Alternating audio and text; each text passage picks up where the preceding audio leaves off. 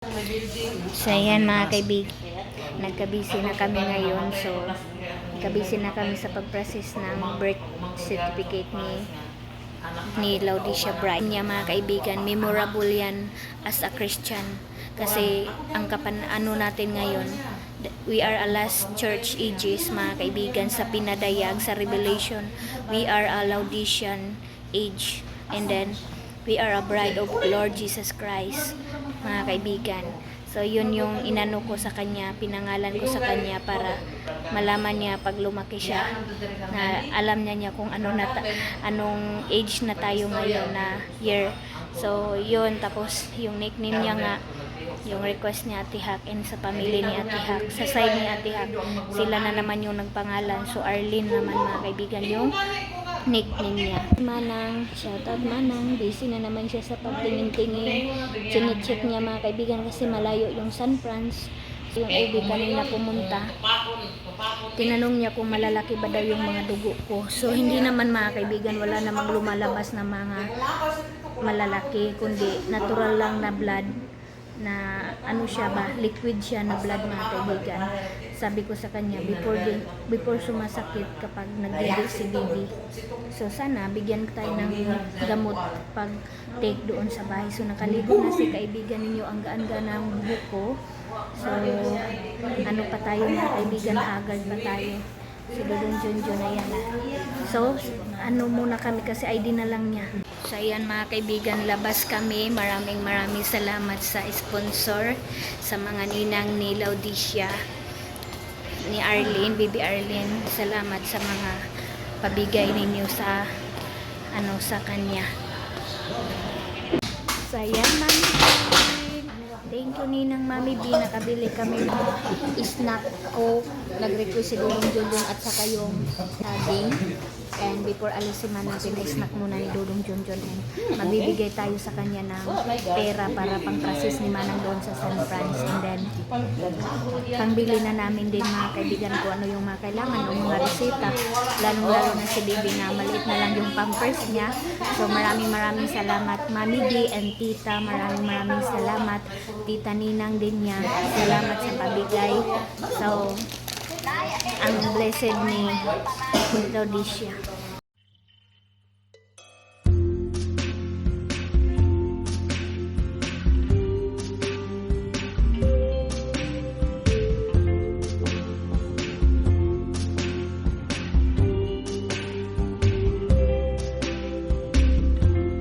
Tonight, I opened up my eyes. Tonight, I'm wide awake and I'm breaking into. I can't make it. So will you save my life? Tonight, I'm talking in my sleep, and I'm tired of feeling like a secret I can keep.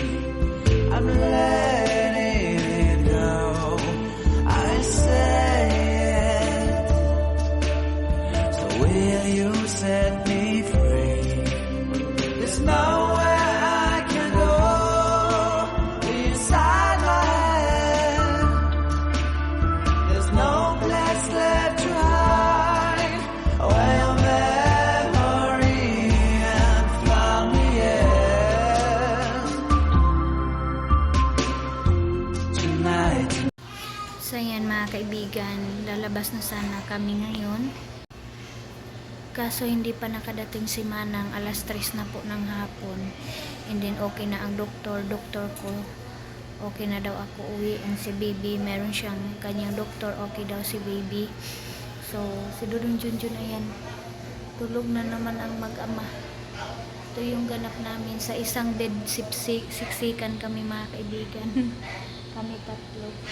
Tiis-tiis lang talaga kasi hindi naman kami lang yung priority mga kaibigan, maraming pasyente and maliit lang yung room. So dito talaga as clinic lang to mga kaibigan, so walang space. So okay naman po kami dito. Yun po yung area namin, palagi naman po mayroon nag-disinfect. So marami kami dito. And si Manang ko nandun na siya San Fran. So ang layo ng ano niya mga kaibigan, yung pila niya 2095 yung number niya. So sobra talagang laking tulong si Manang sa amin. So bawi-bawi na lang talaga mga kaibigan.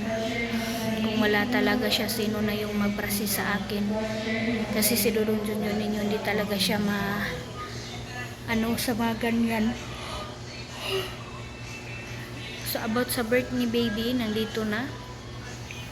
Kuha na namin siya mga kaibigan, na process na, and yung PhilHealth na lang na makarga si Baby Arlene doon sa PhilHealth ni Dudong Junjun. So ayun, excited pa naman sila Manong na makauwi sana kami today, pero hindi talaga kaya sa oras. So bukas na lang kami kasi mahirap din mag-travel na mayroong bata gabi na. So sa tubig pa naman kami dadaan. No, ito yung update namin. Yung ano namin, yung gamit na lalamig yung kwarto namin, minsan napapatayan mga kaibigan, and sobrang init, kaya hindi na ako nabili ng mga ganyan mga kaibigan, kasi meron naman kami doon sa bahay. And Sleeping Beauty ang Baby Arlene ninyo.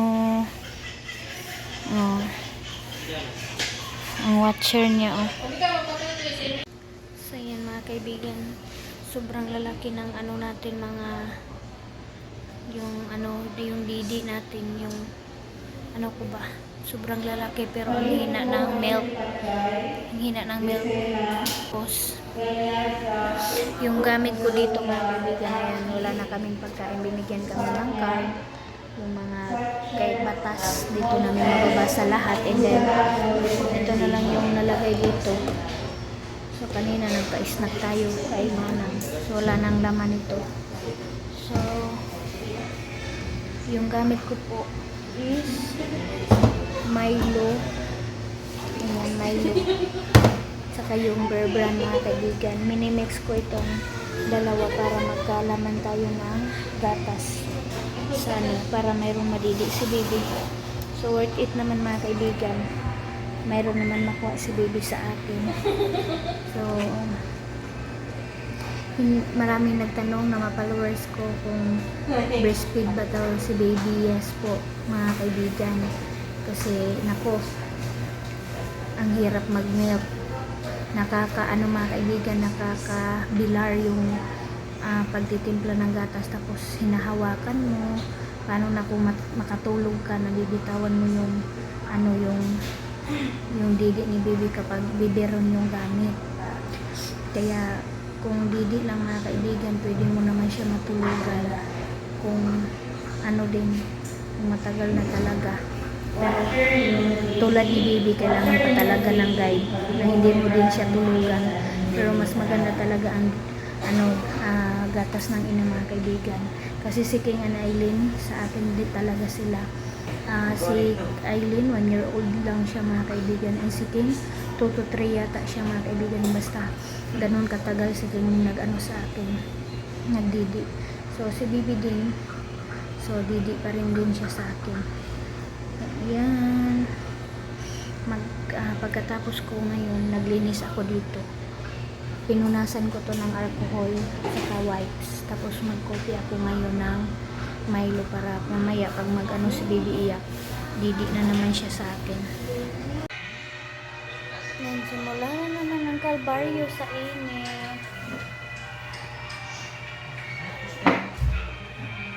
Hindi na naman nag-on yung namin, aircon. Kasi pinapatay nila, baka mag-overheat daw. Ayan, wala. Si baby.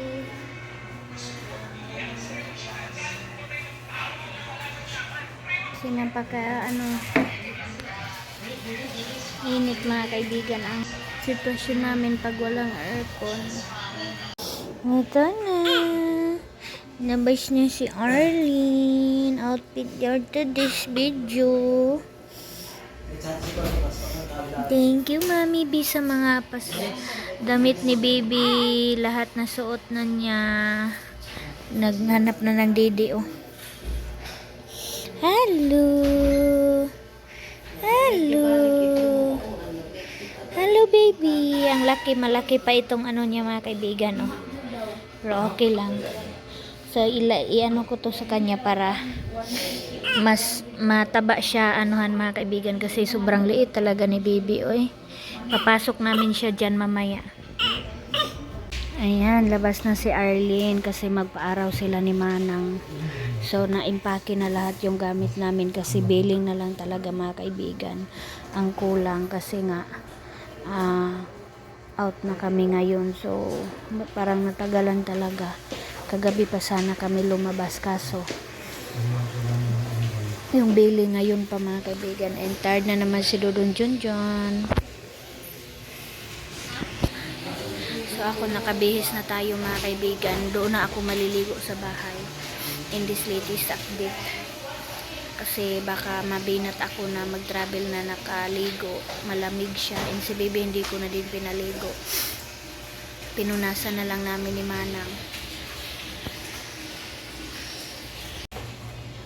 So yan mga kaibigan, 9:45 na ng umaga. Hindi pa rin kami nakalabas. So, tulog na tulog ang baby girl.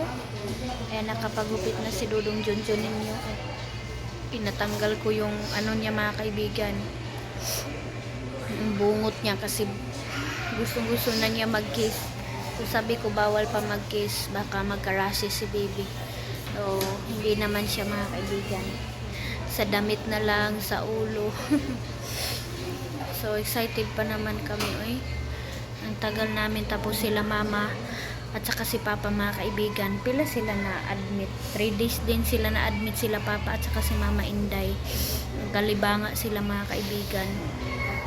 So nakakalungkot lang na wala kami ni Ate Maninay doon na alagaan sila. And tamang-tama din na dito din ako sa ospital. Kaya wala akong maibigay sa kanila mga kaibigan dahil nangailangan din ako dito. Buti nga na mayroong mga taong mabubuting puso na nagpadala sa atin na magampanan yung mga kakulangan namin dito mga kaibigan. Tapos laking excited na kung saan na ba daw kami. Nakakatrauma talaga mga kaibigan kapag ganyan na yung makikita mo. Yung kabats ni baby Arlene, ang dami ng nangyari mga kaibigan kasi mahina yung hemoglobin niya, yung dugo. And sobrang niya, loose pad. Kawawa mga kaibigan. Ito ang Arlene natin, tulog na tulog. Baby Arlene. Malakas magdidi. Yung iba waiting pa mga kaibigan sa pag-anak nila. So yan mga kaibigan, 2:27 na ng hapon. Hindi pa rin kami nakalabas. So kabago ko lang nagpadidi. Ayan. Kaya nakahiga tayo kasi masakit pa talaga yung tahip ko mga kaibigan sa kwitan ko. Sobrang sakit pa. Kaya ready na, nandun na sila Manang. Nagperma na sila. Baka sa ngayon mga kaibigan. Labas na kami ng 3:00. So hapon na talaga kami makadating doon sa bahay. But okay lang kasi pauwi na kami. Dahil paubos na talaga yung budget natin. Yan, tulog na tulog talaga ang prinsesa natin. Kaibigan. Princess Arlene. Natulo. Oy, gising pala. Wala. Baka, parang pag mayroong kamera ang bilis gumising.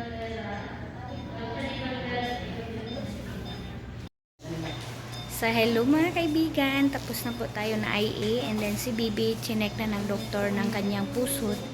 And then ako din mga kaibigan. We are here. Bye-bye again sa mga kasamahan namin dito. So, yak mga kaibigan. Thank you Lord. So, bye-bye na. Alis na kami mga kaibigan. Yan na. Excited na si Dudong Junjun ninyo kasi hapon na din.